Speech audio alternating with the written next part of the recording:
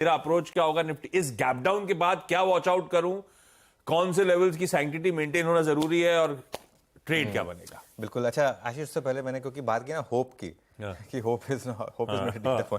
जब भी होप की बात आती है ना, मुझे वो the greatest movie ever made Shawshank redemption याद आ जाती है।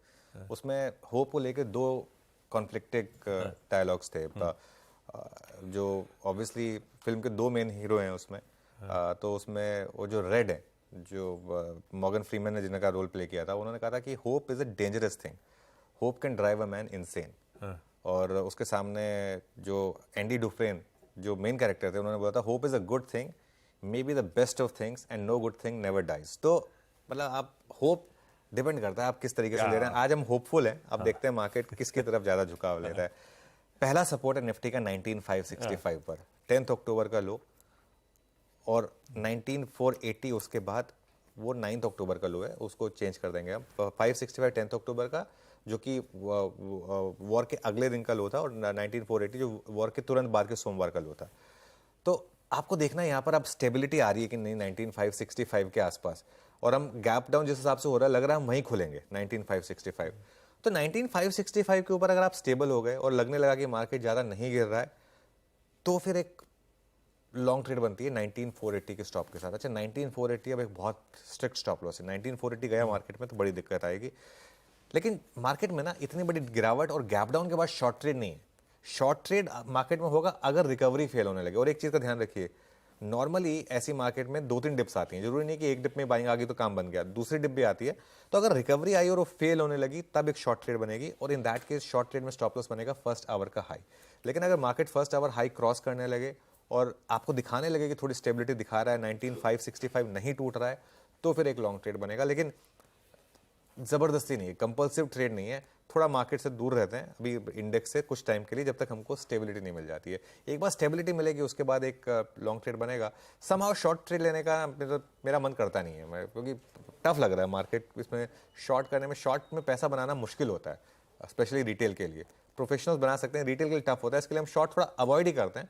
लेकिन देखते हैं आज किस तरीके का पैटर्न बन रहा है, उसके बाद ही एक फ्रेश व्यू लेंगे। ओके, ये है कहानी निफ्टी की। और निफ्टी बैंक वो पॉकेट थी जिसने दबाव बनाया था कल।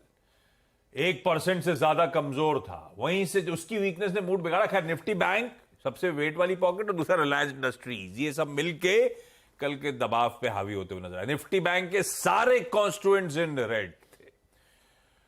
अब इसके बीच में करा क्या जाए? निफ्टी बैंक जो वीकनेस लीड कर रहा है, एचडीएफसी बैंक संभल के, वो नंबर्स ठीक थे, पता नहीं अब स्ट्रीट और भी पता नहीं क्या डरे जा रहा है। खैर, जब तक फूफा लौटेंगे तब तक एचडीएफसी बैंक के वाले नारे होने नहीं है। अब क्या करूं निफ्टी बैंक में?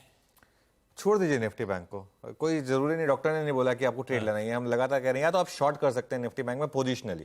प्रॉब्लम क्या है ना निफ्टी बैंक में, एक दिन एचडीएफसी बैंक में कवरिंग आ गई तो क्या करेंगे? ये पोजिशनली शॉर्ट इंडेक्स बना हुआ है। लगातार हमने डिस्कस किया था कि मूविंग एवरेज का क्लस्टर जो है बहुत इंपॉर्टेंट है, बहुत टफ है, वो निकलेगा नहीं। जब तक ना निकले तब तक लॉन्ग मत ट्राई करिए यहाँ पर।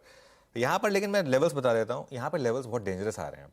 पहला लेवल है 43,443, जो कि जून सीरीज का बेस है आपका। उसके बाद अगला सपोर्ट आपका 43,186 पर, जो कि 200 डे मूविंग एवरेज है। पुट ऑप्शंस में मैं देख रहा था कोई सपोर्ट है ही नहीं, कहीं भी पुट राइटिंग है ही नहीं बैंक निफ्टी में, क्योंकि सब ऑब्वियसली डर जाते हैं ना, एक बार इस तरीके का एक्सपायरी हो उसके बाद ऑब्वियसली हर कोई डरेगा। तो इसके लिए बैंक निफ्टी में जब तक स्टेबिलिटी नहीं आती कोई लॉन्ग नहीं है। एचडीएफसी बैंक फिर वीकनेस दिखा रहा है, बीच बीच में शॉर्ट कवरिंग होती रहेगी, लेकिन पोजिशनली बैंक निफ्टी वीक है। जब तक बैंक निफ्टी 44,700 44,800 ना क्रॉस कर ले अपसाइड में, तब तक बैंक निफ्टी में स्टेबिलिटी नहीं आएगी और हर रैली में सेलिंग होती रहेगी बैंक निफ्टी में।